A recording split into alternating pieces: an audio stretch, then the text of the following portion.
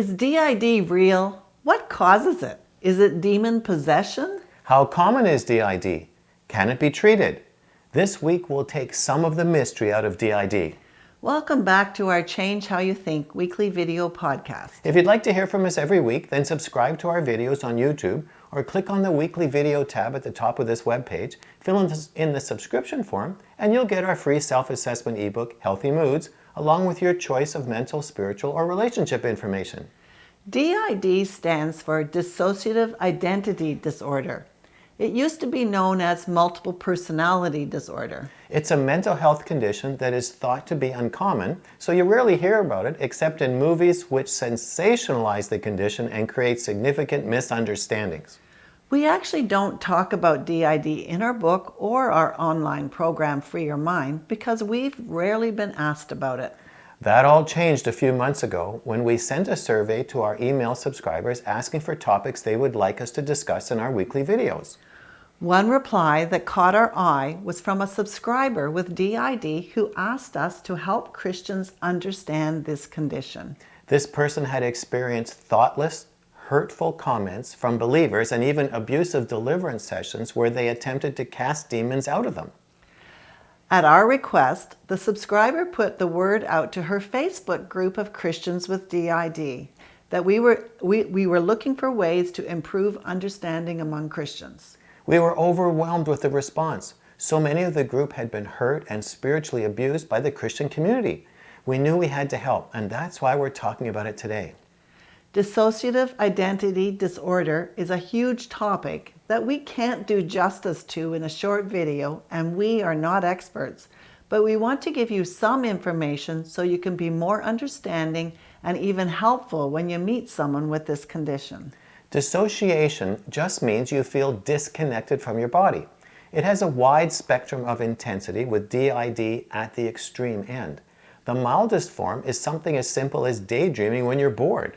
In a daydream, you can leave the situation in your mind and picture yourself somewhere else. Or, driving home, your mind is elsewhere and suddenly find yourself at home and you don't remember anything about the drive.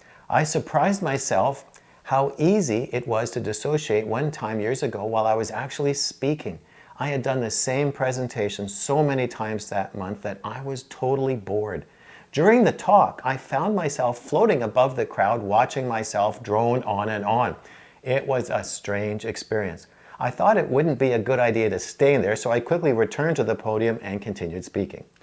What made Grant's experience different from D.I.D. was that he was always in control and could return to his body when he chose to. In D.I.D., the disconnection happens unintentionally at any time and is outside the person's control.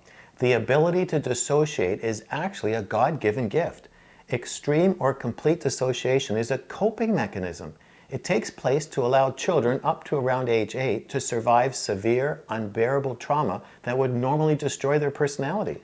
To be able to function after intense trauma, our mind is able to split off the shattered part of ourself that experienced the event.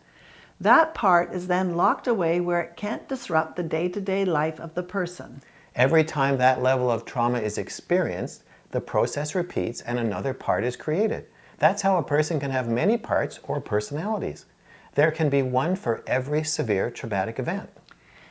It's important to realize these parts are not demons. They are traumatized people of different ages who are locked up in the person's mind. The parts are not always silent. They can intrude and interfere with the conscious thoughts and behaviors of the adult person. That's what causes the unusual symptoms of dissociation, which are often mistaken for demonic possession. The person may appear to change personalities when a part speaks up or acts in an unexpected way. D.I.D. is far more prevalent than we realize because childhood trauma is common, though not all abuse victims will develop D.I.D. The good news is, through specialized Christian counseling, Jesus can meet with each part to heal the trauma and release the pain.